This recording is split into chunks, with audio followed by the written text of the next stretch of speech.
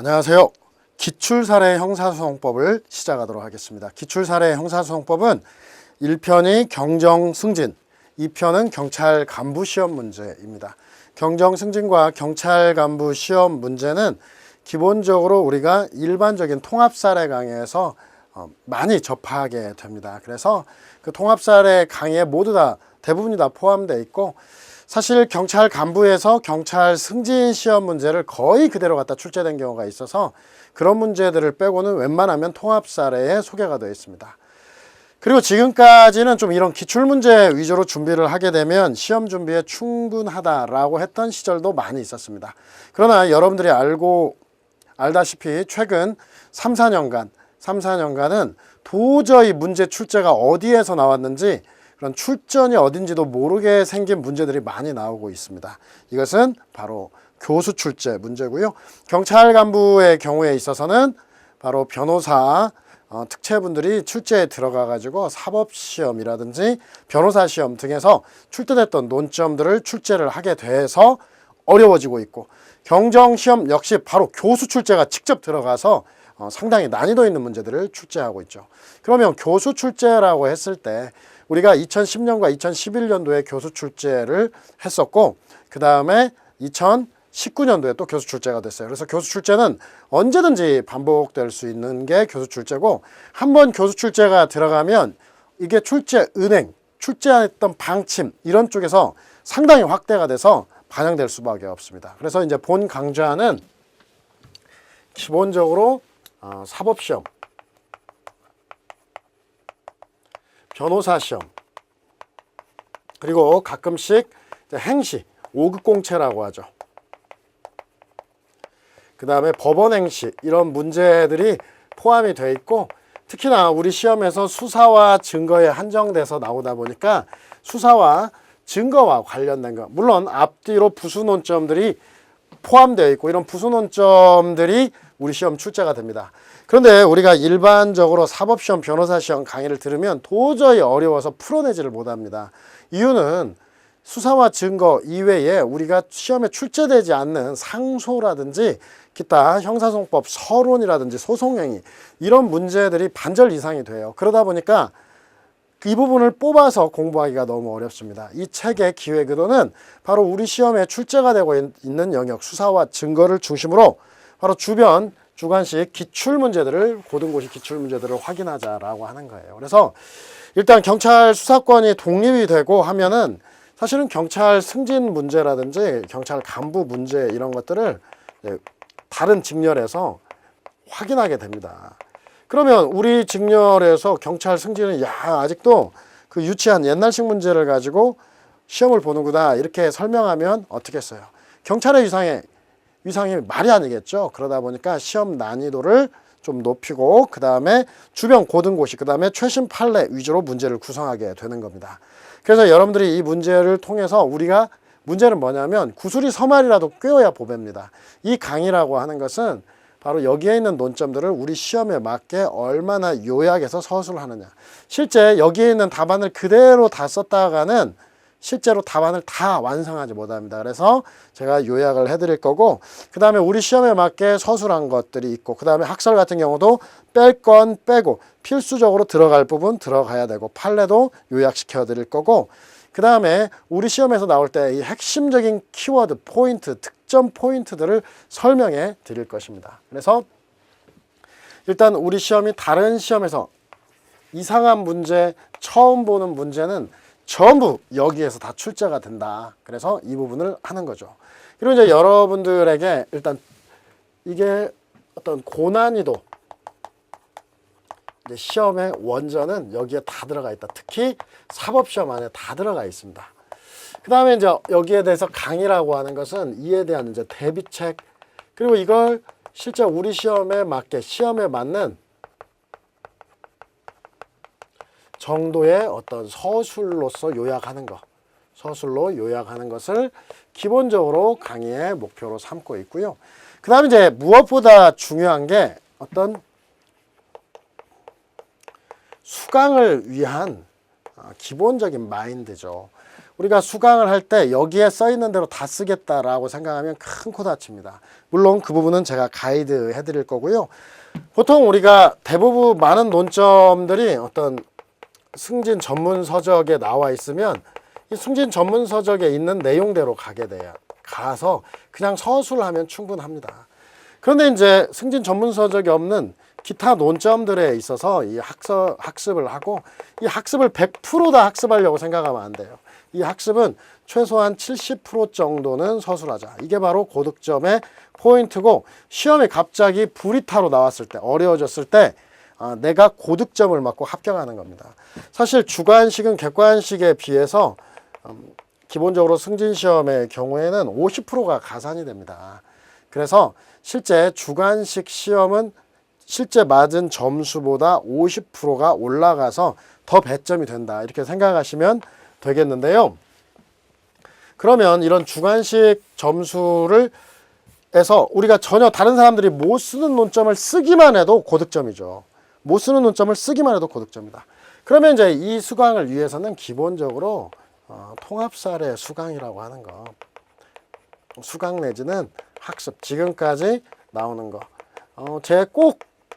제 수업이 아니라 하더라도 이 통합사례와 관련한 수험서들에 있는 것은 90% 정도는 소화를 한다라고 하는 생각을 가지고 거기다 추가하는 겁니다. 그래서 제가 권하는 것은 기존에 한두 번 시험이 있으신 분들은 지금 바로 출발을 해서 이 논점에 대해서 학습을 하시는 거고요. 그리고 지금 바로 아니고 초보라고 생각하고 올해 첫 시험을 본다고 하면은 이 시험은 이제 나중에 모든 걸 마치고 한 10월, 11월에 부가해가지고 여러분들의 능력을 배양하는 거. 물론 첫 시험이라고 하더라도 내가 능력이 좀 있고 앞으로 빠르다면 미리 봐두는 것도 괜찮습니다. 그런데 기본적으로 모든 원전은 여기에 있고 이 난이도에 있는 시험, 이걸 100% 쓰겠다라고 생각하시면 큰 오산이다. 그래서 아마 이 책만을 가지고 공부를 하시는 분들은 하다가 포기하실 수도 있어요. 강의를 듣지 않고 책으로만 보고 내가 사법시험, 변호사시험 논점을 다 커버해내겠다. 근데 연습해 보니까 오히려 양이 늘어나요. 더 많이 써요. 그러면 어떻게 되겠어요? 실제 사례 답안을 완성하지 못하니까 뱁새가 황새 따라가다가 다리가 찢어지는 꼴이 될 수도 있어요. 그래서 아주 능력이 뛰어난 경우 이외에는 함부로 접근하지 마시라. 그리고 우리 제가 학설도 함부로 지우면 안 되기 때문에 능력이 뛰어나지 않으면 이 강의를 통해서 정확히 답안을 서술할 수 있을 정도, 이 정도를 가지고 여러분들이 준비를 하시면 되겠다라고 하는 거예요. 그래서 이 강의의 핵심은 고득점, 그리고 시험이 갑자기 불이타로 나왔을 때 교수 출제가 들어가고 아니면 변호사 특채분들이, 사법시험 예전에 특채분들이 시험에 들어가서 한번 어렵게 내보자, 연구소에서 어렵게 내보자 했을 때는 이 강의가 모든 것을 말해줄 수밖에 없습니다. 다만 이 강의를 통해서 답안을 효과적으로 서술하는 거, 논점을 효과적으로 잡는 거. 그 다음에 이제 무엇보다도 바로 2009년도 사법시험 문제에서부터 고등고시 파트만 여기서 강의를 진행하게 될 건데요. 이 고등고시 파트 강의에서 첫 문제를 딱 보면 바로 알 수 있어요. 아, 이 문제가 여러 번 울거먹었구나 라고 하는 걸 알 수 있어요. 뭐냐? 여기 있는 사실관계를 보면 이 사실관계를 바탕으로 승진시험이나 경찰 간부시험에서 계속해서 원용해왔다는 것을 여러분들이 깨닫게 되신다라는 것입니다. 그래서 한번 2009년 사법시험 문제부터 출발해서 전체적인 과정들을 체계적으로 한번 살펴보도록 하겠습니다. 2009년 사법시험 문제입니다. 구청공무원 갑은 관할 내 대형 할인마트 신설에 따른 교통영향평가와 관련하여 어디서 벌써 많이 본 겁니다. 2019년도 경찰 간부 시험 문제 사실관계입니다. 물론 경찰 간부 시험 사실관계뿐 아니라 경찰 승진에서도 이미 2012년 정도에 이 사실관계를 활용한 바가 있습니다. 그래서 구청공무원 갑은 관할 내 대형 할인마트 신설에 따른 교통영향평가 관련하여 할인마트 간부 을로부터 5천만 원의 뇌물을 받았다. 갑이 을로부터 5천만 원을 수뢰, 뇌물수수라고 표현하겠습니다. 뇌물공여. 함께 기소되었다. 자, 함께 기소되었다. 여러분, 공동피고인은 하나의 절차에서 함께 심리받는 거예요. 그러니까 함께 기소됐으니까 갑, 을이 뇌물죄 공범인 공동피고인입니다.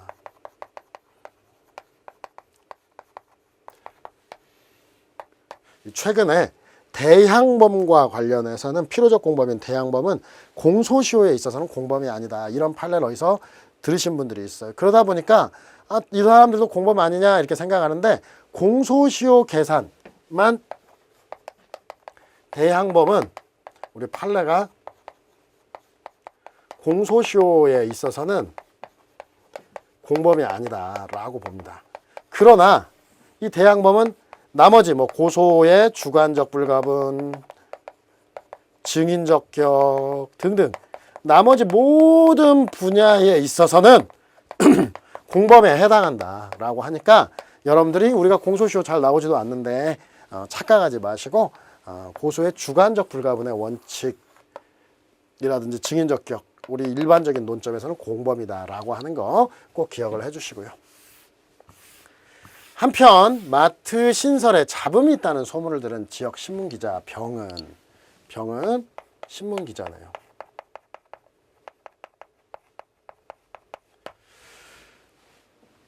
취재한다면서 을을 찾아가 추궁하다가 기사와 무마죄로 1,000만 원을 받은 사실로 공갈죄로 기소되었다. 을을 공갈해가지고 1,000만 원을 이득한 거죠. 그래서 1,000만 원에 대한 갈취, 1,000만 원 갈취로 공갈죄로 기소되었는데 기사화를 조건으로. 그런데 이들이 병합하여 1심 재판 중이다. 그러면 갑을병이 병합을 했는데 갑과 을 사이는 공범인 공동피고인인데 병은 갑과 을 사이에서 공범 아닌 공피예요. 같이 뇌물을 한 일은 없고 공갈만 했으니까. 수사 당시 갑을은 뇌물수수 및 공여 사실을 전부 자백했고 사경 X는 을의 운전기사인 A로부터 을의 승용차 안에서 을이 갑에게 현금을 건넸다는 것을 목격했다는 진술을 받아 조서를 작성했다. 사경 X 수사 단계에서 갑, 을이 모두 자백을 했고 그 다음에 사경 X는 을의 운전기사인 A로부터 어떤 목격 진술을 받고 뇌물 받았다. 뇌물 주었다. 을이 갑에게 뇌물을 주는 장면을 보았다.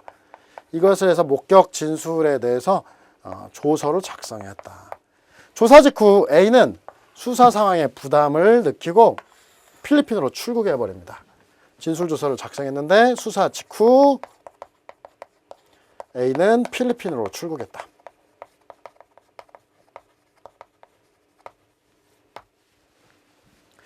한편 법정에서 을은 자백하면서 신청된 모든 증거의 동의에 대해서 동의한 반면 이제 공판 심리 중입니다. 공판 심리 중에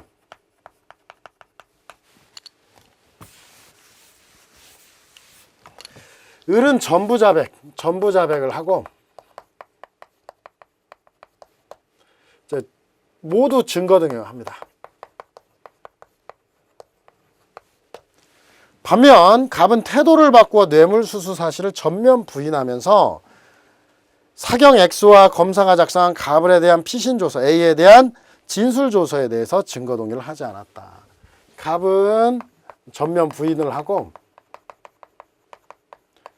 증거 동의를 하지 않았다. 여기서 나오니까 사경 작성, 검사 작성, 피신조서들이 있고 그 다음에 A에 대한 진술조서, 사경 작성 진술조서도 있고. 자, 병은 자신이 을을 협박하였다는 사실을 부인하면서도 을이 갑에게 뇌물을 준 사실을 인정했다라고 진술하고 있다. 자, 병은 자신의 공갈을 부인하고 나아가 을의 진술을 전문했는데 내가 갑에게 뇌물을 주었다. 을의 말이겠죠. 을의 말을 전달을 했다. 이게 이제 사법시험입니다. 사법시험은 이렇게 다양하고 복잡한 사실관계가 나와 있어서 여러분들이 이제 논점 파악하는데도 쉽지가 않은데 이 관계들을 정확히 인지하고 써야 됩니다. 그리고 이제 이런 사실관계가 이렇게 많은 사실관계가 있기 때문에 일부만 뽑아가지고 나머지 시험에서 출제하기가 쉽죠.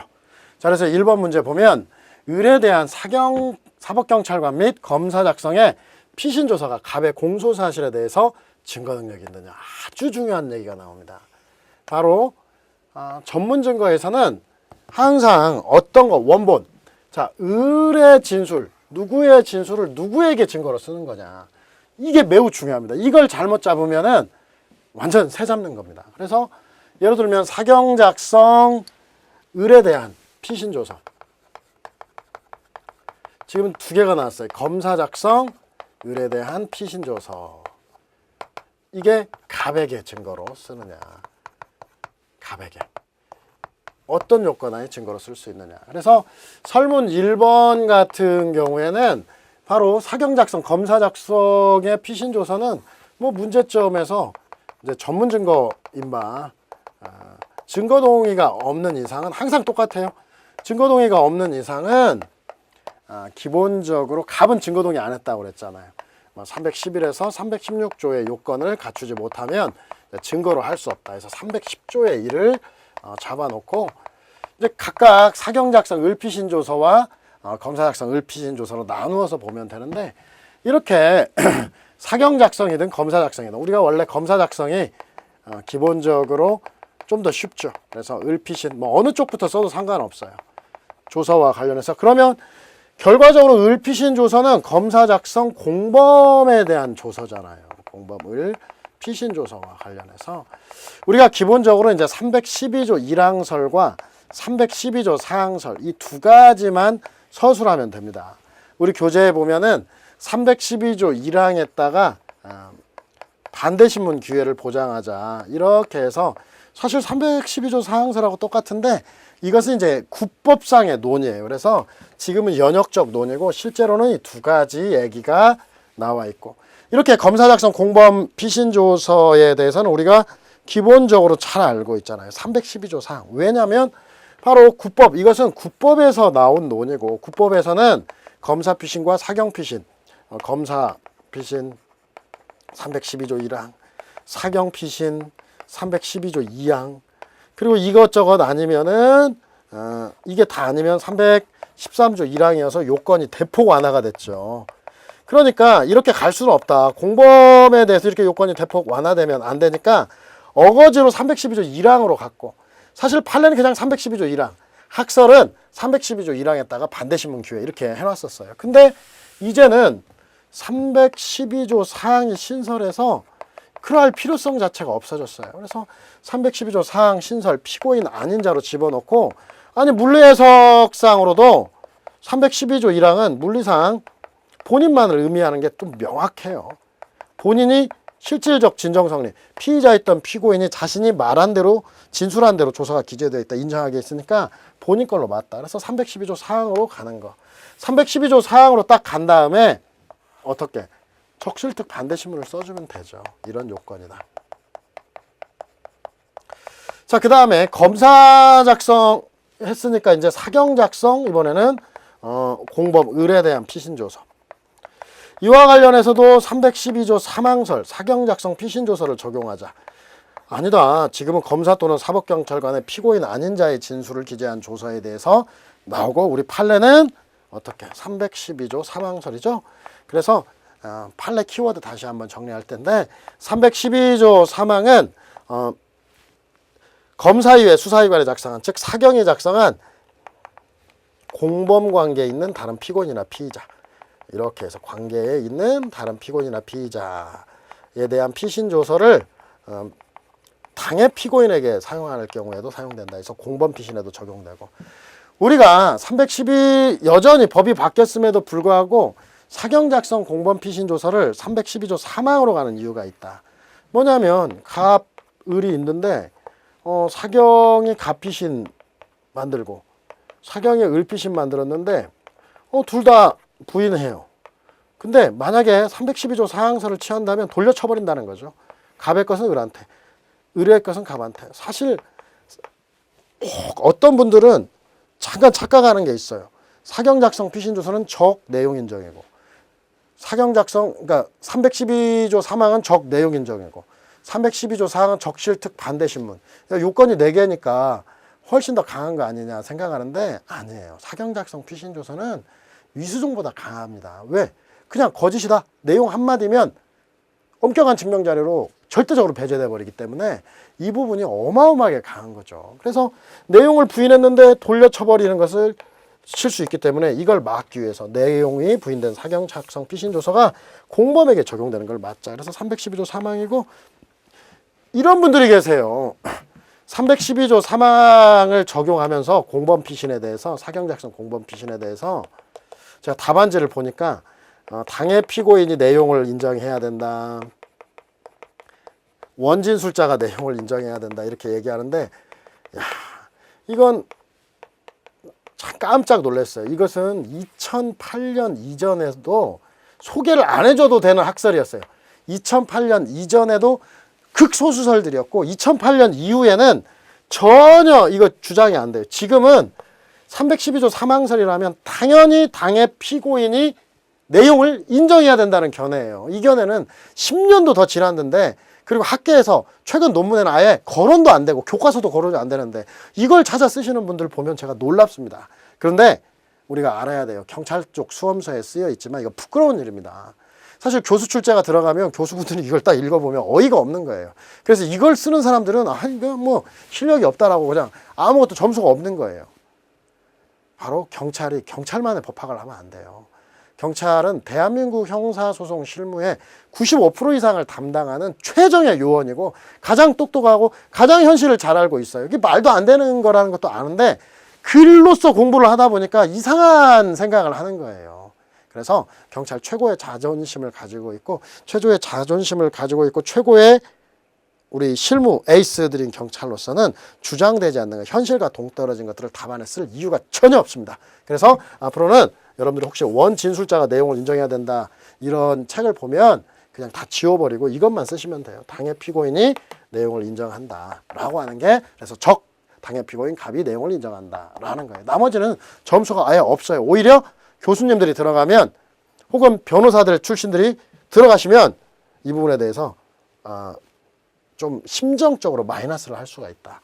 그래서 마지막으로 사안 해결해 주시면 되겠습니다. 그래서 1번은 공범 피의자 신문조서에 대한 얘기고요.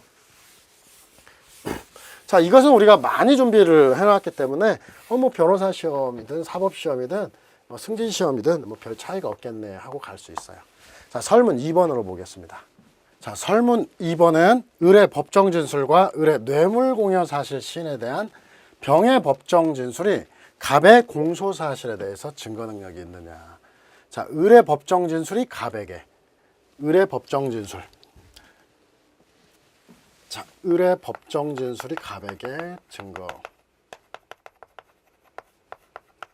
이것은 을은 뭡니까? 공범인 공동 피고인의 법정 진술이에요. 그 다음에 의뢰 뇌물 공여 사실 시인에 대한 병의 진술이 갑의 공소 사실에 대한 증거 능력이 있는지. 자, 병의 법정 진술.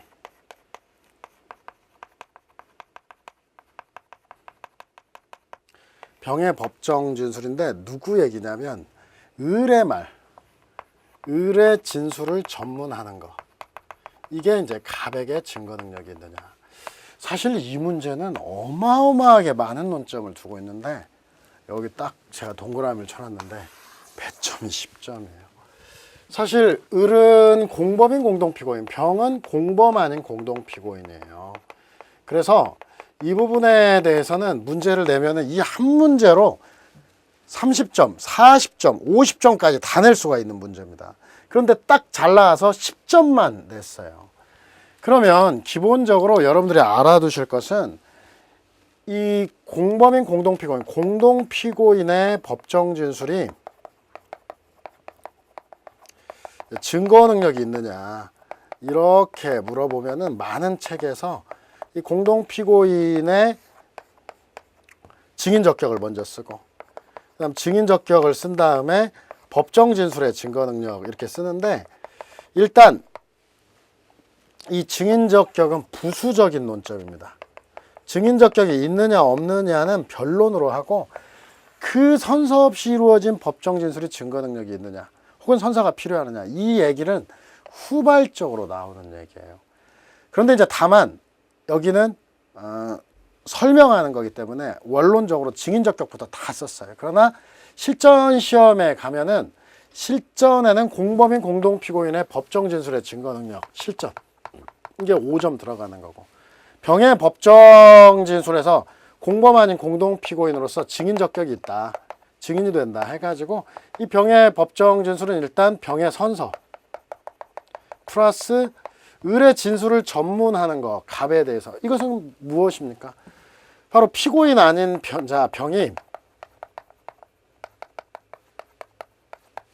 피고인 아닌 공범인 공동피고인, 여러분 벌써부터 을의 진술을 전문하는 거예요. 그러면은 살짝 얘기하면은 피고인 아닌 자가 공동피고인의 진술을 전문하면은 316조 2항으로 간다. 316조 2항의 피고인에는 316조 1항의 피고인은 본인만을 얘기하고, 공동피고인이나 공범이냐 불문하고 무조건 316조 2항의 피고인 아닌 자로 간다라고 하는 게 논점이고, 그 다음에 을의 법정 진술 자체는 반대신문권이, 우리 판례는 반대신문권이 보장되어 있어 증거로 쓴다 이거예요. 그래서 이 부분에 있어서 이제 원래적으로 이제 두 가지로 이제 답을 해보면은 FM은 이렇게 나올 수 있을 것 같아요. FM은 포멀한 형태로 문제점 다음에 이 공동피고인의 증인적격. 그래서 공동피고인의 증인적격은 사설로 나눠요. 그래서 학설 소개는 이따가 본문을 설명하면서 얘기를 하고, 우리 판례는 이렇게 얘기합니다. 공범 아닌 공피는 여기서는 병이에요. 제3자로서 직인적격이 있고, 공범인 공동피고인은 소송 절차가 분리되어 증인의 피고인의 지위에서 벗어나지 않는 한, 변론이 병합되는 경우, 변론 분리 시 분리된 경우를 제외하고는 피고인의 지위에 있으므로 증인이 될 수 없다. 그러면 예로 들면 을은 증인이 안 되고 병은 증인이 됩니다. 그래서 이제 증거 능력과 관련해서 이제 뭐 예로 들면 을의 진술, 을의 진술은 을은 이제 을의 법정 진술과 관련해서, 여러분 공범인 공동피고인의 법정 진술과 관련해서 우리 교재에는 이제 2가지 견해만 있지만 실제 학계에는 3가지 견해가 있어요. 그래서 적극설, 소극설, 절충설. 그리고 이제 판례는 공범인 공동피고인은 반대신문권이 보장되어 있어 증거 능력이 있다 이렇게 쓰고, 제가 이제 기본적으로 우리 교재에는 기본적으로 통합 사례라든지 기본 단문에는 그냥 손쉽게 그냥 증거 능력을 인정합니다. 그래서 공범인 공동피고인의 법정 진술은 선서가 없어도 증거로 쓸 수 있다라가 하나의 답이고, 두 번째는 이제 병의 진술인데, 이 병의 진술로서는 기본적으로 증인이 되기 때문에 선서와 반대신문 같은 증인 요건이 필요해요. 그 다음에 이제 두 번째로는 병의 경우에는 피고인 아닌 병이 피고인 아닌 공동피고인인 피고인 아닌 을의 진술을 전문하기 때문에 갑에 대해서, 이것은 316조 2항이 적용되는데, 316조 2항이 적용되려면 원진술자가, 여기서 원진술자가 누구예요? 을이 사망, 질병, 외국거주, 소재불명, 기타 이에 준하는 사유로 진술을 할 수 없어야 되는데, 그 다음에 특신상태가 증명이 돼야 되는데, 이 사안에서는 원진술자 을이 지금 진술 중입니다. 진술 중. 법정에 나와가지고 얘기를 막 하고 있어요. 그래서 이 필요성 요건을 갖추지 못해서 316조 2항의 필요성 요건을 갖추지 못해서 증거로 할 수 없다. 이게 또 답이에요. 어마어마하게 어렵죠. 그래서 여러분들은 이걸 쪼개서, 경찰 간부 시험 같은 경우는 쪼개서 시험 문제 냈어요. 공범인 공동피고인의 법정 진술의 증거 능력 하나 시험 문제 내고, 이건 너무 어렵기 때문에 피고인 아닌 자가 공동피고인의 진술을 전문했을 때 얘기 너무 어렵기 때문에 이렇게 빼버리고, 그 다음 공범 아닌 공동피고인 같은 경우 증인이 된다는 얘기, 병이 증인이 된다는 얘기 하나 출제했고요. 이런 식으로 출제가 이루어졌어요. 그래서 논점은 되게 많습니다. 근데 이게 전부 다 들어가는 게 이제 FM 답안인데 10점짜리로 이거 쓰면은 그냥 이 한 문제로 끝나죠. 그래서 이 부분 같은 경우에는 실전에는 이제 어떻게 쓰냐면 증인 적격은 빼버립니다. 그리고 이런 식으로 실전에서는 문제점에서 다 하고 그냥 말해버려요. 자, 공범인 공동피고인. 공범인 공동피고인은 기본적으로 증인이 될 수 없으나 공범 아닌 공피는 제3자로서 증인이 된다. 이렇게 이제 앞에 해놔버리고, 그래서 예를 들면 의뢰 법정 진술, 공범인 공동피고인의 법정 진술이에요. 이와 관련해서 이제 적극설, 소극설, 여기 나오는 대로 절충설 써도 좋고, 그다음 판례, 적극설, 공범인 공동피고인의 법정 진술은 반대신문, 피고인의 반대신문권이 보장돼 있어 증거로 할 수 있다. 검토도 그냥 적극설, 법관 면전 진술이고 반대신문권이 보장된다. 반대신문권이 보장된다. 그래서 이 책하고 틀려요. 보장이 돼서 이제 적극으로 가면은 좀 손쉽게 처리를 할 것 같고. 그 다음에 병의 진술의 증거 능력과 관련해서는 자, 얼마큼 한참 썼죠. 그래서 일단은 증인이니까 증인 요건이 필요하고, 사실 이 부분도 빼낼 수도 있어요.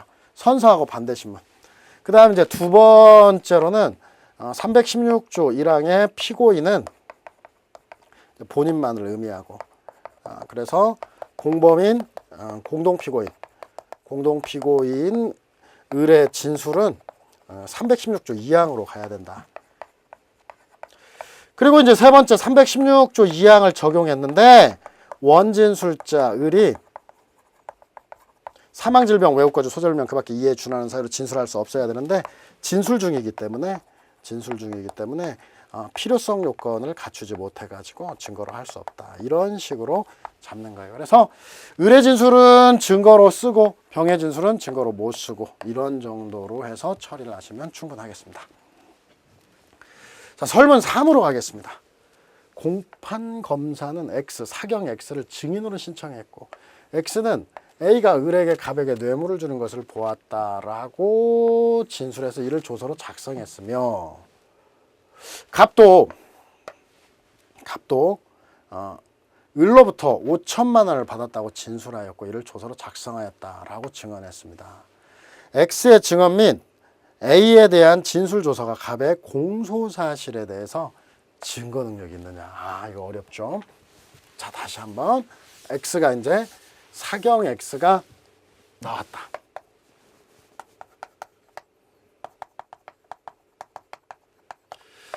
사경 X가 이제 전문 진술을 하게 되는데 뭐라고?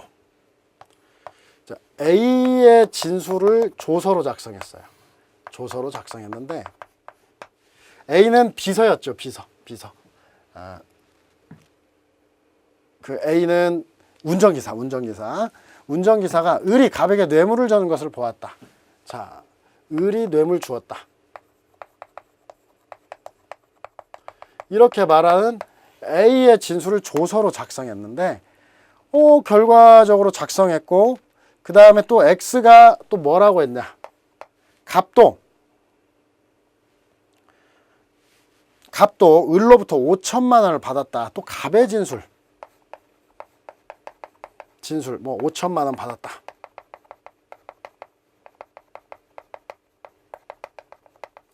이것을 또 전문을 하는 거예요. 이때 X의 증언 및 A에 대한 진술 조서가 갑의 공소 사실에 대해서 증거 능력이 있느냐라고 얘기를 하고 있는데 사실 이걸 이제 조금 어렵게도 갈 수도 있고 쉽게 갈 수도 있어요. 이제 어렵게 간다는 것은 이 부분이에요.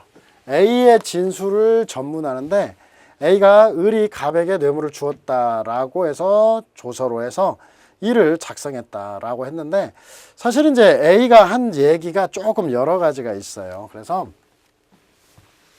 우리가 앞에서 사실관계를 했을 때 여러 가지가 있는데 특히 뇌물을 주었다라고 하는 부분에 대해서는 그냥 사경 X 작성, 참고인 A에 대한 진술조서입니다. 그래서 312조 사항으로 가서 적실특 반대신문으로 나가게 될 것 같고, 그런데 어떻게 됩니까? A가 필리핀 출국합니다.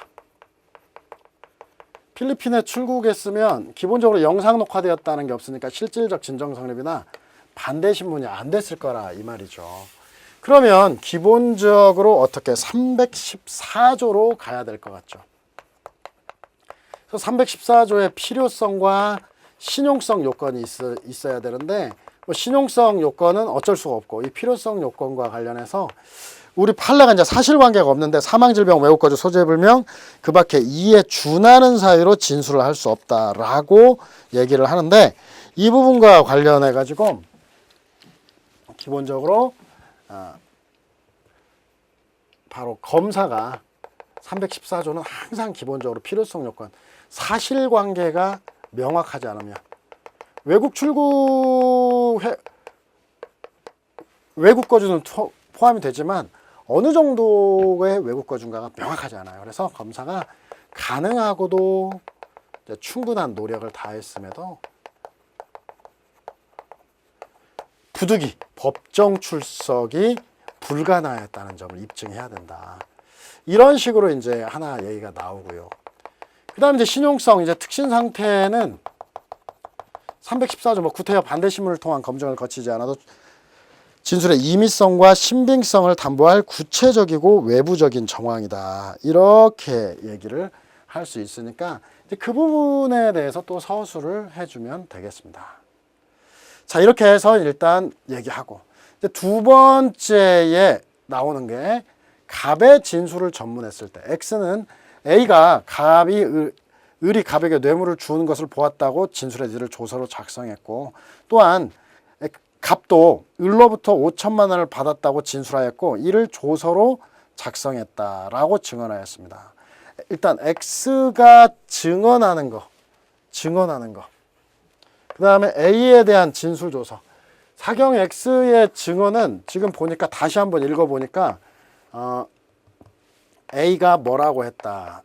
A가 뭐라고 을의 뇌물 주는 것을 보았다.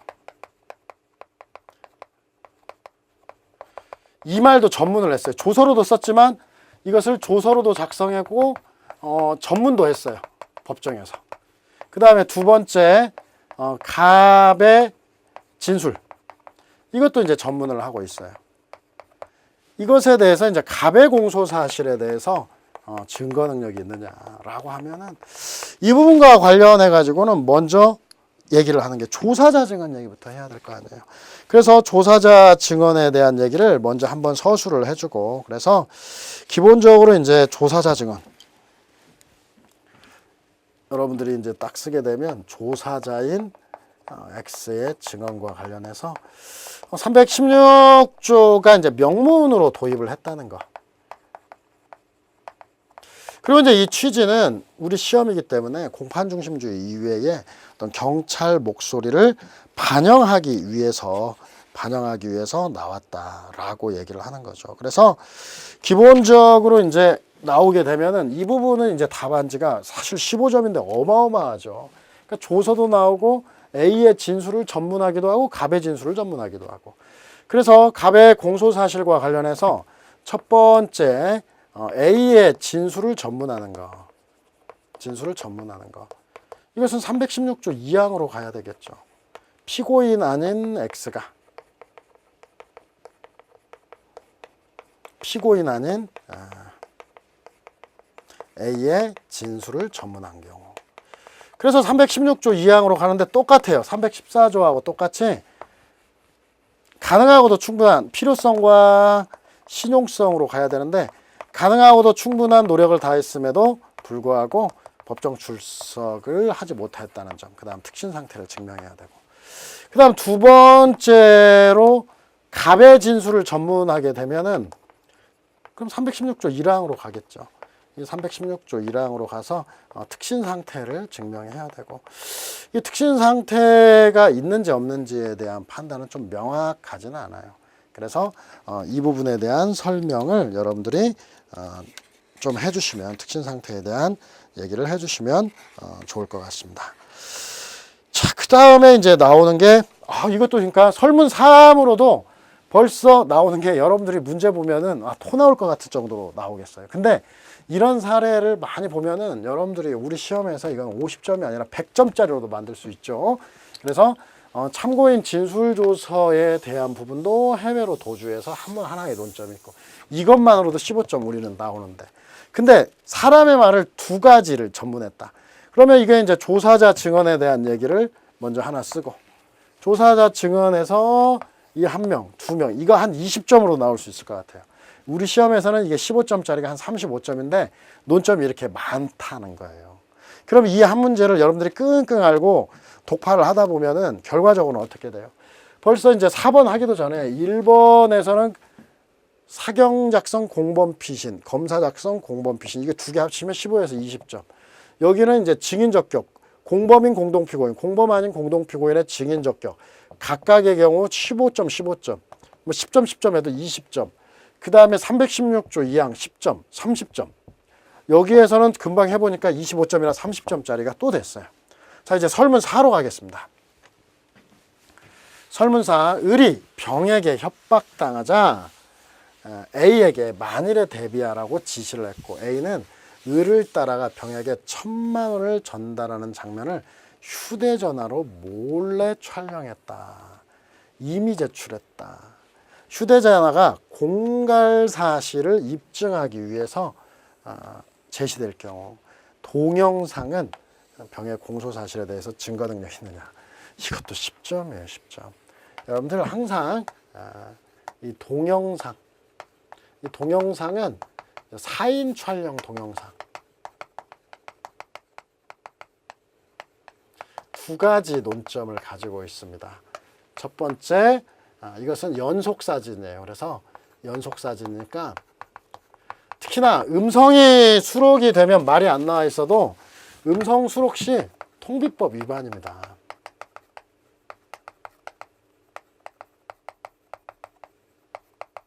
사실 이 연차의 문제가 좀 어렵긴 했죠. 그래서 연속사진, 그래서 현장사진으로 나왔죠.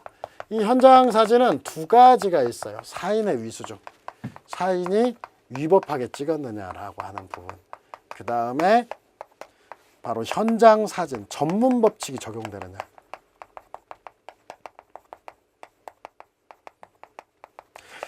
그래서 여기서 뭐 다른 얘기가 없기 때문에 이미 제출했다는 것은 추가 논점이에요. 그래서 이미 제출했다는 것은 추가 논점이니까 실제로 10점짜리면은 답안지에 거의 쓰지도 못합니다. 쓰지도 못하고, 그래서 뭐 이미 제출 같은 경우, 이미 제출했다 그러면 그냥 문제점에서 설문 4번 같은 경우는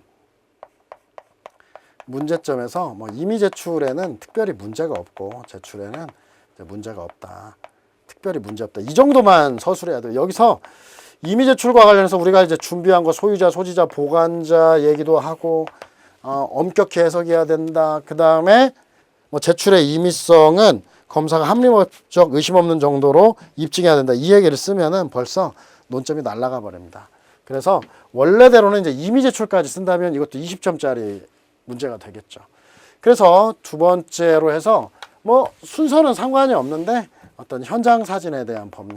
이 현장 사진은 이 진술 증거설, 비진술 증거설, 검증 조서 유추설.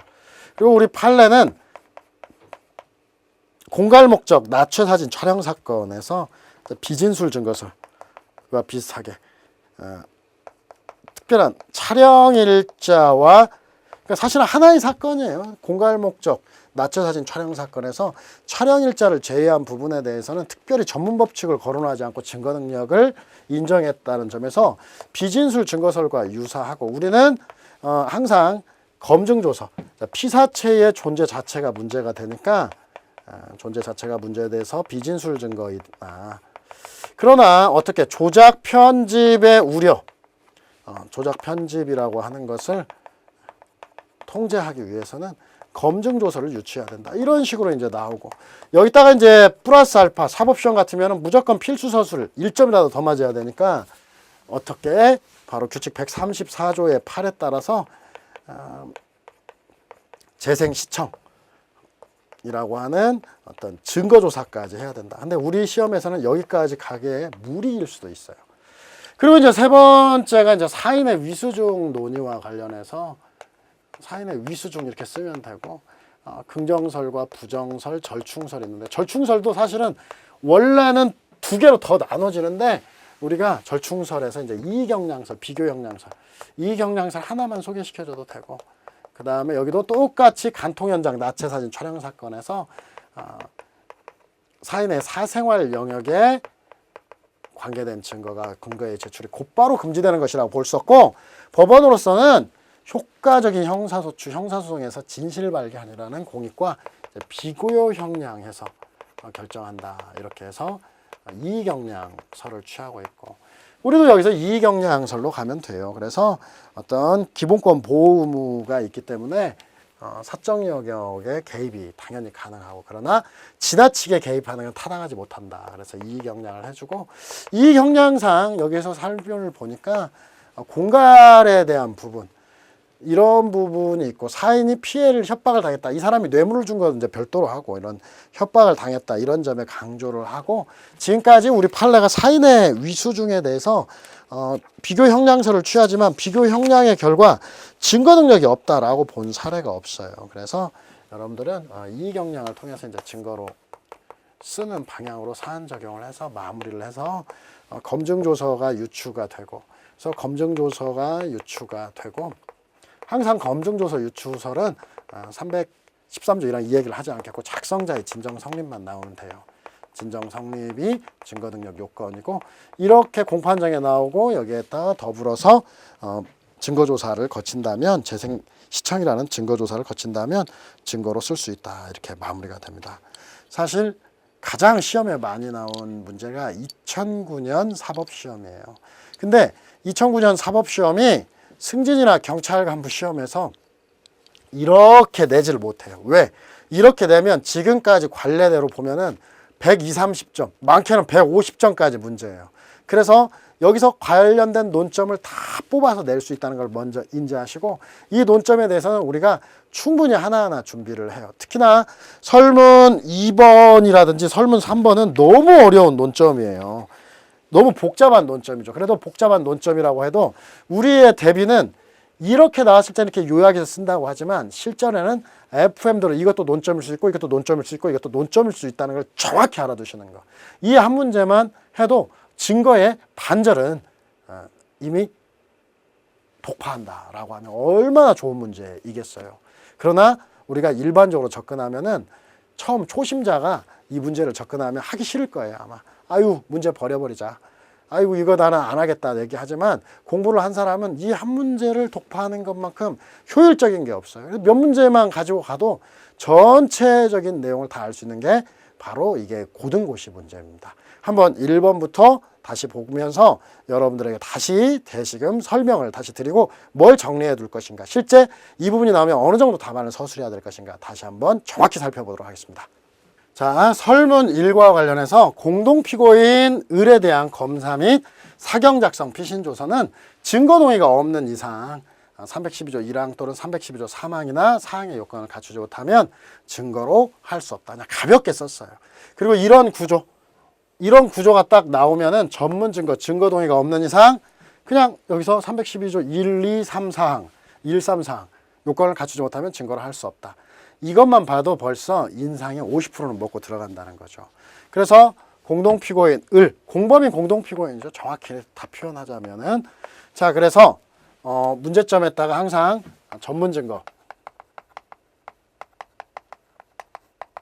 누구의 진술을 누구의 피고 사건에 사용하느냐, 증거 사용하느냐, 이것에 사용하는지에 주의해야 된다. 이렇게 꼭 써놓고요. 그래서 이제 검사 작성 을, 공범 을에 대한 피신조서로 넘어가겠습니다.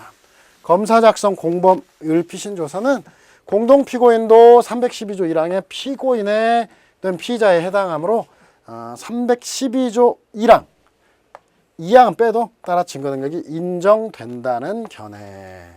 이 정도만 하면 돼요.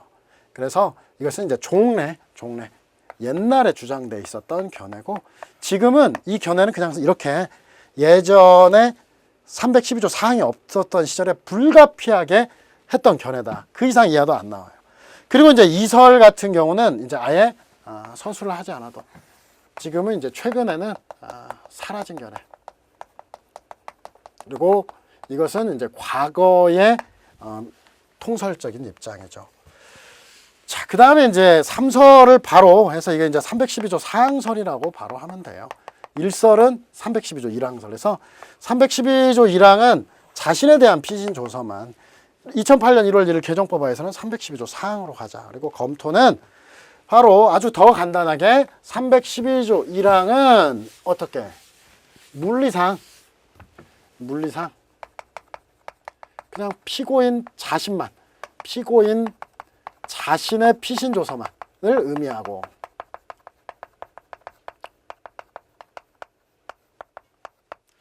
그 다음에 뭐냐? 312조 사항과 관련해서 312조 사항에 따라서 증거 능력을 인정하면 된다. 이걸 어떻게 우리 책에서 줄였죠? 실제로 바로 312조 사항의 신설로 신설된 이상, 사항이 신설된 이상 312조 사항에 공법인 공동피고는 312조 피고인 아닌 자에 포함된다고 보아야 한다. 해서 312조 사항설로 바로 312조 1항은 물리상 피고인은 자신의 피신조서만을 의미하고, 312조 사항이 신설된 이상 공범인 공동피고인도 피고인 아닌 자에 포함된다고 보아야 한다. 이렇게 해서 마무리해요. 이게 공부예요. 여러분들의 답안지를 줄이는 방법이 공부고, 이 책을 그대로 공부하는 사람이 이걸 다 외울 수가 없으니까 죽는 거죠. 그래서 기존에 했던 공부의 연장선으로 이렇게 해서 312조 사항으로 간다라고 하고요. 그 다음 그래서 사안에 적용해서 여기서 이만큼만 썼는데 실제로 반대신문 기회가 보장된 경우에 한해서 증거 능력이 인정됐다. 그래서 여기서는 뭐 그냥 다 쓴다면은 적, 실, 특, 반대신문 기회 보장 이렇게 해서 여러분들이 그냥 여기까지 쓰면 좋겠고요. 그 다음에 이제 두 번째 사경 작성 공범 을에 대한 피신 조서와 관련해서 첫 번째 312조 사망설 피고인 자신이 내용을 인정한 경우에 하나여서 피고인의 증거 사건에 나온다. 이게 312조 사망설이고 여기다 써놔요. 312조 사망설은 그냥 당의 피고인이 내용을 인정해야 된다는 견해입니다. 아니, 당의 피고인이 내용을 인정해야지 증거로 쓰지, 다른 피고인이 내용을 인정한다고 증거로 쓴다? 그것은 312조 사망설이 아니에요. 312조 사망으로 갈 이유가 없다. 그래서 원진술자 내용 인정설은 아주 그냥 20년 정도 이상 된 견해로서 지지자가 없습니다. 지금 지지자가 있는 거 쓰기도 힘들어 죽겠는데 이걸 계속 답안지에다 쓰시는 분들이 있는데 이건 구닥다리 이론이에요. 그래서 당의 피고인이 내용을 인정해야 된다. 312조 사망설.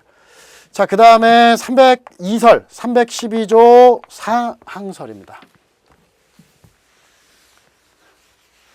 그냥 개정형사소송 312조 사항이 이렇게 명문으로 작성자가 검사인지 사경인지를 가리지 않고 있기 때문에 피고인 아닌 자의 진술조서로 보아야 진술조서에서 312조 사항으로 가고, 이제 판례에서는 핵심적으로 이게 들어가야 돼요. 당의 피고인과 공범관계에 있는 다른 피의자. 원래 이제 원문 앞쪽은 공범관계에 있는 다른 피고인이나 피의자였는데 바로 공범관계에 있는 다른 피의자에 대해서 검사위의 수사기관은 그냥 사경이라고 쓰면 돼요. 사경 작성 피신조서는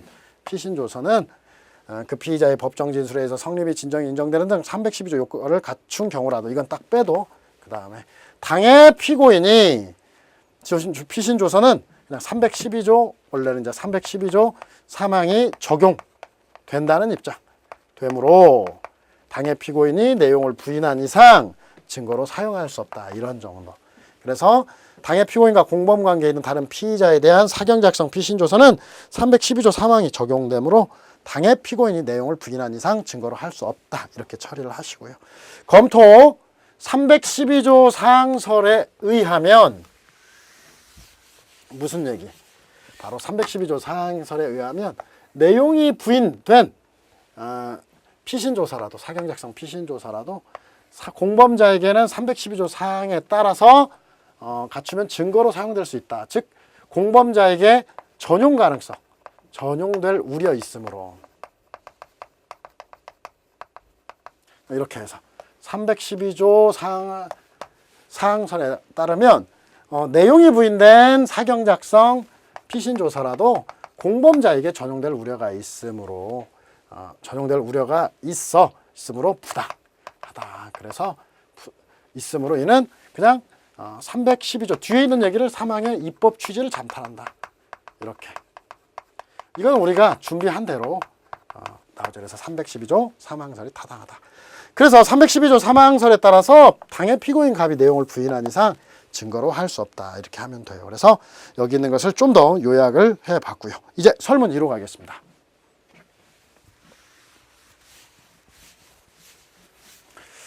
설문 2와 관련해서는 이렇게 나온다. 원래 그냥 그 모든 논점은 이런 거예요. 공범인 공피 을의 증인적격, 공범 아닌 공피 병의 증인적격. 그래서 공동피고인의 증인적격이 하나 들어가고, 그 다음에 이제 두 번째로는 선서 없는 공범인 공피의 법정 진술의 증거 능력.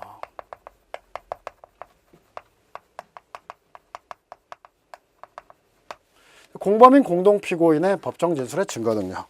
그 다음에 피고인 아닌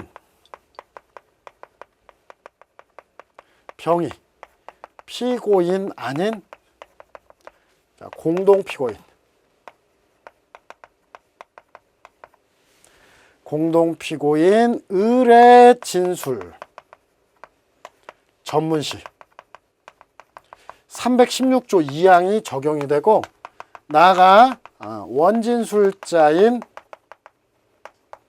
을이 법정에 출석 진술을 하면, 이게 이제 요즘에 변호사 시험에 아주 전형적인 논점이에요. 진술 시 증거로 할 수 없다는 거. 316조 2항의 필요성 요건.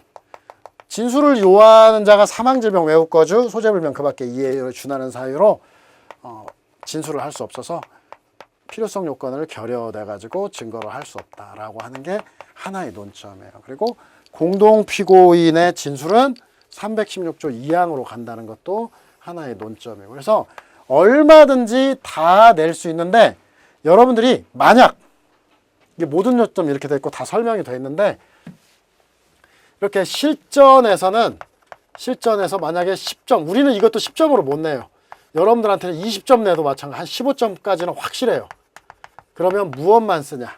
바로 예하고 그 다음에 예만 쓰면 됩니다. 이때는 증인적격은 서술하지 말고 서술을 생략한다. 그러니까 뭐냐면 이 아래쪽이 직접 논점이고 여기는 간접 논점이다 라고 하는 거.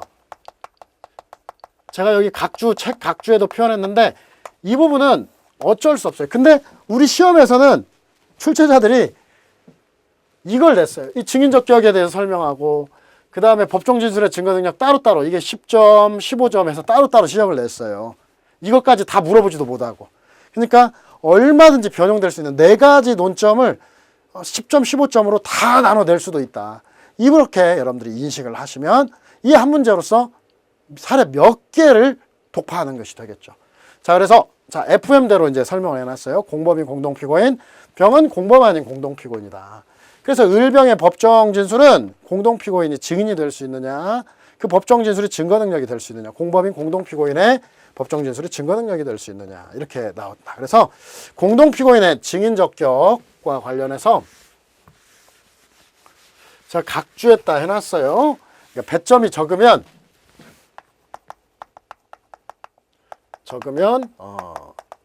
생략 내지는 또는 한두 줄로 결론만 써주시면 됩니다. 한두 줄 결론 쓰면 무조건 1점 줘요. 1, 2점은요. 그래서 먼저 공동피고인 전면 부정설은 무조건 딱 할 필요 없이 그냥 공동피고인은 증인 적격이 없다. 왜? 제3자가 아니다. 이것은 그냥 진술 거부권. 자, 전면 부정설은 공동피고인도 피고인의 제3자가 아니라고 하는 점은 어떤 피고인의 지위를 겸유한다는 거예요. 그 다음에 진술 거부권 침해 우려가 있어서 언제나 증인이 될 수 없다. 이게 이제 첫 번째예요. 자, 그 다음 두 번째 이제 전면 긍정설. 전면 긍정설은 다 쓸 수 없어요.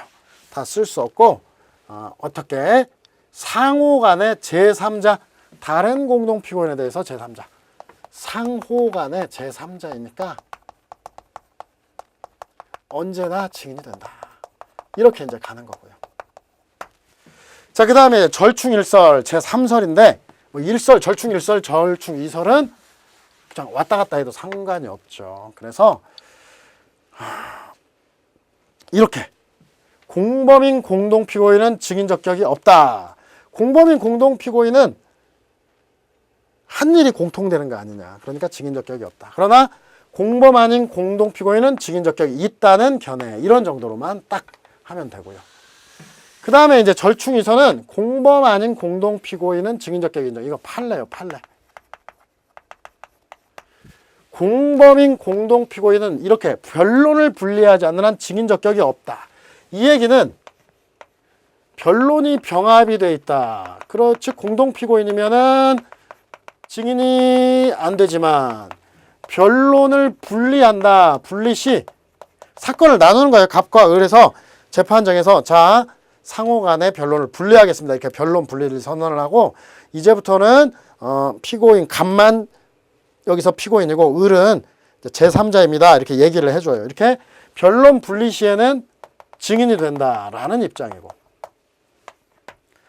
자, 그리고 이제 판례 태도와 관련해서 앞부분은 자, 이걸 다 쓸 수 없어요. 별개의 범죄 사실로 기소되어 병합 심리 중인 공동피고인은 피고인의 지위에서 증인의 지위에 있다.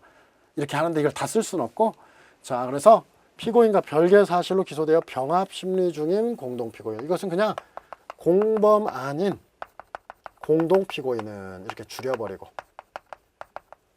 이는 피고인의 범죄 사실에 대해서 증인의 지위에 있으나, 자, 그 다음 밑에 있으나, 자, 그 다음에 공범인 공동피고인은 당해 소송 절차에는 피고인의 지위에 있으므로, 자, 피고인의 지위에 있으므로 증인이 될 수 없으나, 증인이 될 수 없으나,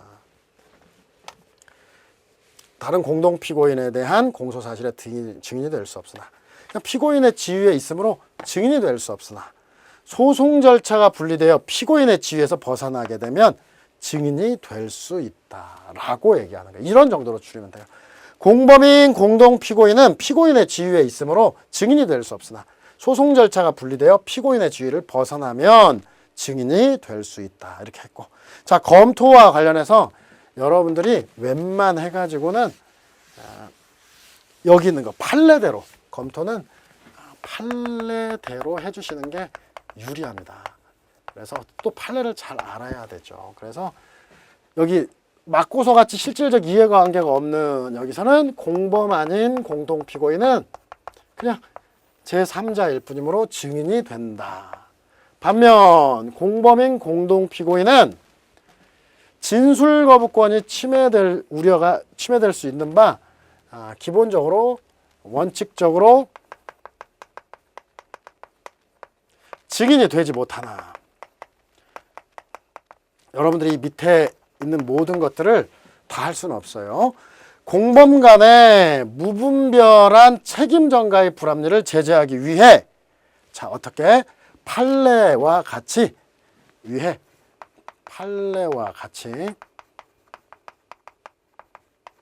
변론 분리 시 증인이 된다고 보아야 한다. 자, 이 책의 특징 이대로 다 여러분 사법시험 준비하는 사람들은 아주 똑똑하기 때문에, 그리고 또 젊죠. 지금 이제 사법시험 출신들이 나이가 들면은 기억력이 좀 떨어지지만 젊었을 때는 이거 다 외워서 그냥 쭉 빨리 썼단 말이에요. 그래서 좀 길게 된 거지.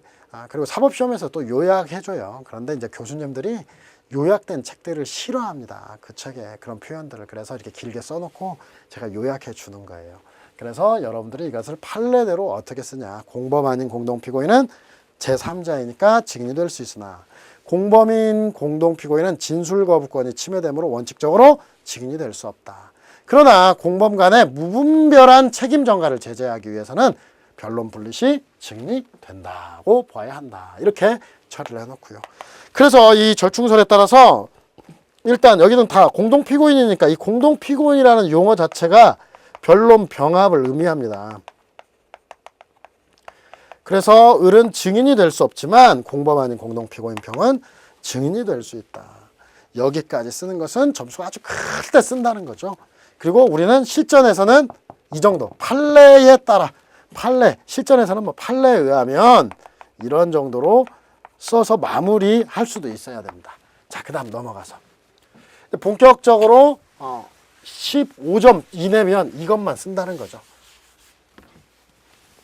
15점 이내면 이것만. 사실 20점 돼도 이건데 약간 떨려서 그냥 15점 이내면. 그래서 일단 병과 관련해서 증인으로 병 나오니까 병은 기본적으로 증언, 선서, 그 다음 뭐 반대신문 이렇게 있어야 됩니다. 이게 이제 기본적으로 선행돼야 되고. 자, 병이 을의 진술을 전문하는 거에서 공범인 공동피고인에 대해서 316조 1항에 따라 판단하는, 그러니까 여기서는 자, 공범인 공동피고인의 어떤 전문 진술과 관련해서 316조 1항 설도 있으나 그러나 전문법칙 예외 조문은 엄격히 해석해야 하는 바. 그래서 어떻게 바로 뒤로 가서 이제 피고인 아닌 자신이 그냥 바로 들어가면 돼요. 전문법칙 예외 조문은 엄격히 해석해야 하는 바. 그래서 피고인 자신이 아닌 경우에는 바로 그가 공범이든 공범이 아니든 316조 2항에 따라 증거 능력이 판단돼야 된다. 여기서 나오는 내용은 바로 병이 공범인 공피 을의 진술을 전문하는 거. 전문해서 갑에게 갑사건에서 증거로 쓰는 거. 그래서 전문법칙 예외 조문을 엄격해야 되기 때문에 공범이든 공범이 아니든 공동피고인의 진술은 316조 2항. 자, 판례 됐어요. 이거 판례 언제 쓰고 있어? 자, 그래서 이제 증거능력 인정 여부로 이제 막바로 이제 들어가죠. 그래서 316조 2항이 적용되니까 원진술자가 여기서는 을이에요. 사망질병, 외국거주, 소재불명 그밖에 이에 준하는 사유로 진술할 수 없고, 그 진술이 특히 신빙할 만한 상태, 이걸 그냥 특신 상태가 증명되어야 한다. 이렇게 다 띄어서 증명되어야 된다라고 했는데, 이 사안은 뭡니까? 원진술자 을이 법정에 출석하여 진술을 하고 있기 때문에 진술을 요하는 자가 사망질병, 외국거주, 소재불명 그밖에 이에 준하는 사유로 진술하지 못한다. 이 필요성 요건을 충족하지 못하죠. 그래서 병의 전문 진술은 316조 요건을 결하여서 증거를 할 수 없다. 이렇게 처리하면 되겠고요.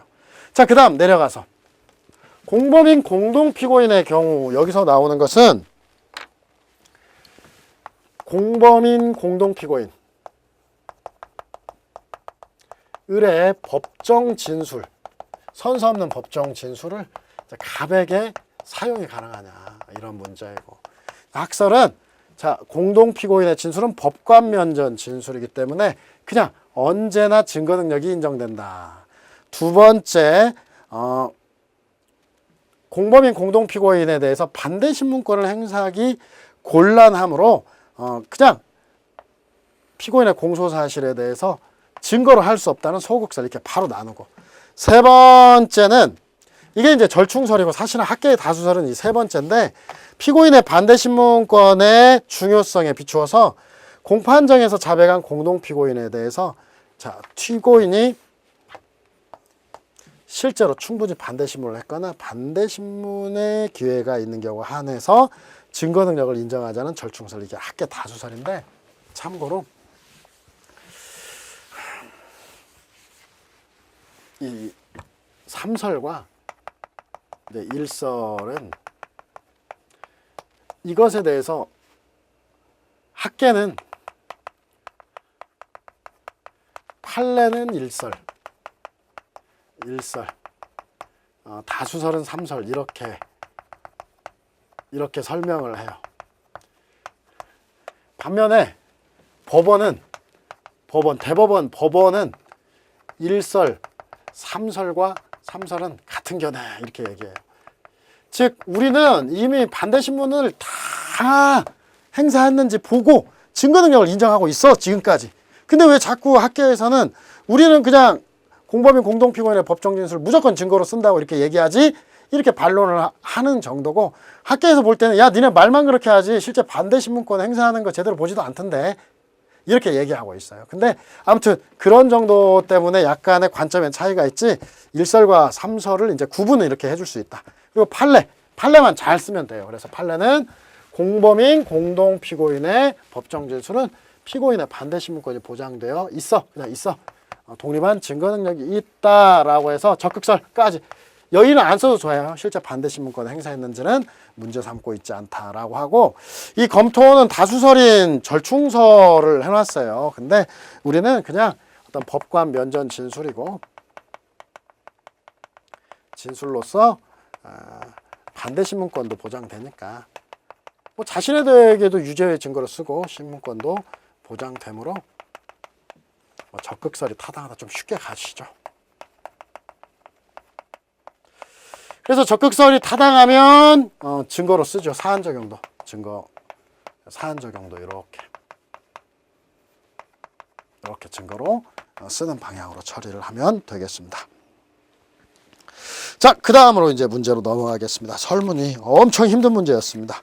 설문 3으로 가는데, 설문 3, 자, 사경 X의 증언. 자, 문제 까먹어도 돼요. 문제 까먹어도 되고, 사경 X의 증언은 두 가지 측면이 있다. 일단은 두 명의 진술, 갑의 진술을 전문하고 A의 원진술을 전문하는 거, 갑과 A의 진술을 전문하는 거, 이것도 물어봤고, 또한 참고인 진술조서는 하나 물어봤다. 근데 312조 4 본인이 A가 필리핀으로 출국해서 314조 두 가지 충족하지 못하면 증거를 할 수 없다. 그래서 먼저 X의 증언 나름대로 쉬워요. 그래서 이게 조사자 증언, 이것은 조사자가 어떤 피고인 갑의 진술을 전문한 부분과 조사자가 피고인 아닌 A의 진술을 전문한 부분, 이 두 가지로 나누고, 이 두 가지로 나눠서 이 부분에 대해서 이제 조사자 증언 얘기를 먼저 씁니다. 그래서 X가 갑의 진술을 전문한 것은 피고인 아닌 자가 피고인의 진술을 전문한 거. 그래서 이건 조사자 증언의 일반적인 원, 조사자 증언에 대해서 일반론을 먼저 여기다 서술을 해준 거예요. 그래서 종래 판례는 위반업수사 예방장치인 312조 3항 입법주지 사경의 조사자 증언을 불허했지만 개정형사소송법에서는 명문으로 공판중심주의 강화 우리에서는 어떤 사경의 목소리를 반영, 생생한 사경의 목소리를 반영. 사실은 경찰 수사권 독립의 취지하에 조사자 증언을 명문이 인정했고요. 그래서 316조 1항은 특신상태. 여기서 특신상태 증명이 증거능력 요건이고, 특신상태는 여러분들이 여기서 나오는 거에서 이건 조금 학계의 얘기들을 많이 반영한 거고, 진술의 신빙성과 임의성을 담보할 구체적이고 외부적인 정황이다. 이렇게 만한 구체적이고 외부적인 정황을 말한다 해서 끝내면 됩니다.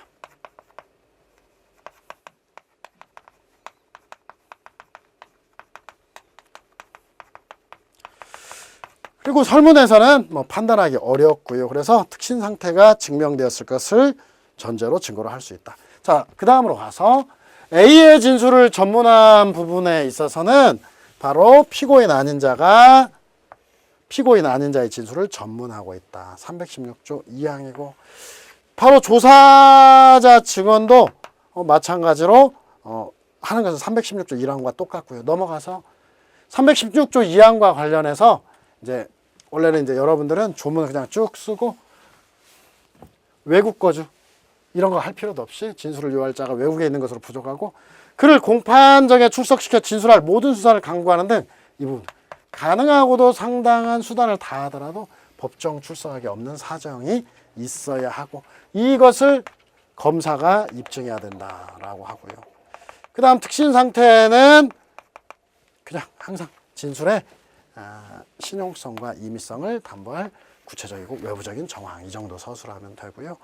바로 설문에서 필리핀으로 출국해가지고 소재를 확인할 수 없는데, 그래서 명확하지는 않아요. 그래서 특진 상태도 사실 여기 있는 걸로 보지만 명확하지는 않아요. 그래서 여러분들이 316조 2항이 충족되었음을 검사가 입증했다는 전제하에서 증거 능력이 인정되면 되고요. 자, 그 다음에 X작성 진술조서는 기본적으로 간단하죠.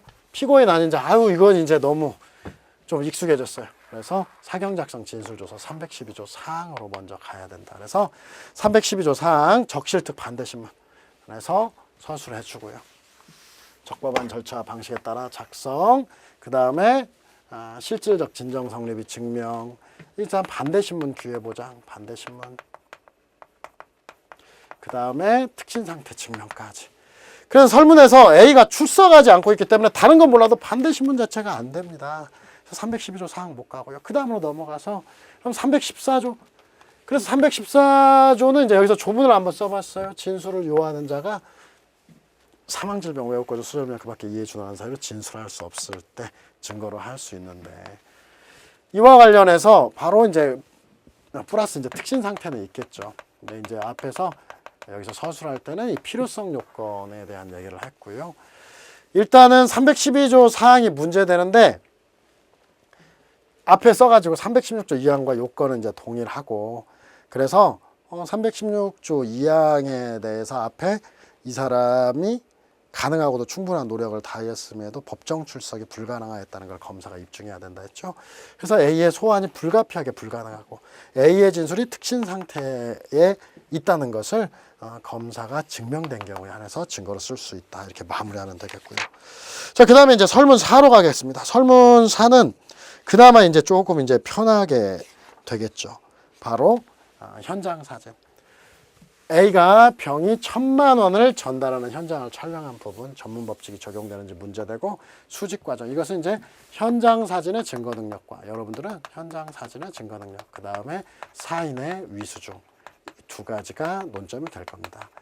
그래서 사진의 종류부터 했는데 내려가셔서 전문 법칙의 적용과 관련해서 다 필요 없어요. 위에는 그냥 현장 사진이다라고 바로 들어가고, 현장 사진에 대해서는 비진술 증거, 사람의 지각에 의한 진술이 아니므로 비진술 증거다. 두 번째, 사실을 보고하는 기능이 있기 때문에 진술 증거와 마찬가지로 전문 법칙이 적용된다. 세 번째, 비진술 증거이나 조작 가능성이 있는 만큼 검증조서에 준한다는 검증조서 유추설이 있고, 판례는 이 사건이 간통 현장 공갈 목적 나체 사진 촬영 사건이에요. 그래서 간통 현장에서 찍은 나체 사진 공갈 목적으로 사용된 사안에서 바로 공갈 목적에 이루어져도 형사소출하는 공익실현을 위해서 증거 능력을 부인할 수 없다 이렇게 봤는데 비진술 증거설과 유사하다 이렇게. 전문법칙 예외 요건을 전혀 언급하지 않았다 해서 간통 현장에서 찍은 나체 사진 공갈 목적에서 사용한 부분에 대해서 그냥 뭐 조금만 더 한다면 뭐 촬영 일자를 제외하고 촬영 일자를 제외한 부분에 대해서 꼭 안 써줘도 사실은 상관이 없는데 부분에 대해서 그냥 공익 실현을 위해서 증거 능력을 부인할 수 없다. 다른 요건을 부과하지 않아서 비진술 증거설과 유사하다라고 보고요. 자, 그래서 현장 사진은 자, 피사체의 존재 자체가 문제된다. 그래서 비진술 증거. 그 다음에 항상 조작이나 편집 가능성 통제 검증 조사에 준하여 판단한다로 처리하면 되겠고요. 넘어가서. 그래서 검증조서에서 여러분들이 313조 1항 본문에 따라서 했는데 이거 안 써도 괜찮아요. 항상 사인의 이유를 좀 설명을 하자면은 원래 검증조서는 312조 6항인데 사실 이게 이제 논문도 많이 있어요. 논문도 많이 있는데 우리나라의 전문 법칙은 항상 작성자가 누구냐가 우선입니다. 작성자가 누구냐. 그래서 수사기관은 312조, 사인은 313조가 가고요. 이제 나머지 기타 원본을 가지고는 이제 항이 결정이 돼요. 그러면은 수사기관의 것으로는 312조 6항으로 가는 거. 적진정 성립인데 뭐 현장 사진, 적법한 절차, 방식에 따른 작성이라는 게 없으니까 작성자의 진정 성립이 되겠고요. 사인 작성도 313조 1항 이건 이제 피고인 아닌 자의 진술서로 가버립니다. 아닌 자의 진술서 규정으로 가가지고 작성자 이것도 진정 성립이 기본적인 형태입니다. 그래서 작성자의 진정 성립 여러분들은 다른 거 필요 없고 이 조문을 넣는 것까지 머릿속에 생각을 한다면 너무 머리가 아파요. 그래서 작성자의 진정 성립이라고 해서 처리를 하고요. 두 번째 수집 과정의 위법성 문제는 그냥 제목은 사인의 위수중에 대한 문제로 처리를 해서 그래서 견해 대립 사인 간에서 이제 긍정설 혹은 적극설 사인 간에도 어떤 국가의 기본권 보호 의무는 사인에 의한 침해에도 그대로 타당하다. 그래서 적극설, 긍정설, 부정설은 일단은 사인의 경우에는 뭐 적용되지 않는다. 어떤 소송법적인 형사소송법은 사실은 이 얘기예요. 형사소송법은 이제 공법이기 때문에 사인에게는 적용되지 않는다. 공법과 사법으로 나눠서. 그리고 이제 절충설은 두 가지가 있는데 사실 앞에 있는 권리범위설은 2008년 이전에는 이게 다수설이었는데 지금은 없어졌어요. 이제 현재는 전부 다 절충 이설로 이경량설로 이걸 주장하시던 분들이 이경량설로 전환이 됩니다. 그래서 지금은 뭐 통설이 이거예요. 실체 진실 발견이라고 하는 공익과 개인의 사익 이경량에 따라서 판단하자는 견해입니다. 이렇게 소개하면 되고요. 내려가셔서 판례 태도는 이것도 공갈 목적으로 찍은 나체 사진 증거로 제출된 똑같은 사안에서 하나는 사인의 위수중 하나는 이 문제 사례도 이렇게 쓰듯이 거기도 똑같이 가는 거예요. 그래서 국민의 사생활 영역에 관계된 모든 증거의 제출이 곧바로 금지되는 것으로 볼 수 없고 그래서 여러분들 하나 뭐 형사소송에서 진실 발견이라는 공익과 비교 형량하여 결정해야 된다 해서 이경량설 취하고 있고요. 그 다음에 검토와 관련해서 뒤에만 하면 돼요. 앞에를 뭐 이름 숙인하고 다 필요 없고요. 개인의 기본권은 존중되고 사인관계에서도 적법 절차 원칙이 존중돼야 되는 바 이 얘기를 그냥 먼저 하면 국가는 어떤 사인의 어떤 기본권 보호할 의무가 있으므로 위수증은 사인 간 증거 수집에도 적용. 그 다음에 뭐 위수증 자체가 이게 좀 우리하고 좀 다르지만 이제 다만 이렇게 해서 지나치게 우리 책으로 이제 바로 하겠습니다. 지나치게 국가가 개입하는 것은 타당하다고 할 수 없으므로 개입하는 것은 타당하다고 할 수 없으므로 항상 이런 것들을 우리가 이제 기본적으로 했던 걸로 환원시켜서 하는 게 중요합니다. 이 형량설이 타당하다. 이렇게 해놓고 그래서 A가 촬영한 녹음 테이프는 어떤 병의 공갈 행위를 대처하기 위한 긴급 행위. 그래서 위수중은 아니다. 증거로 사용할 수 있다. 이렇게 처리를 하면 되고요. 마무리를 해서 위수중은 아니지만 검증조서에 준해서 비록 위수중은 아니지만 작성자가 진정 성립을 인정하지 않으면 증거를 할 수 없고 플러스 더 한다면은 규칙 134조의 8에 따른 재생 어떤 시청이라는 증거조사까지 거쳐야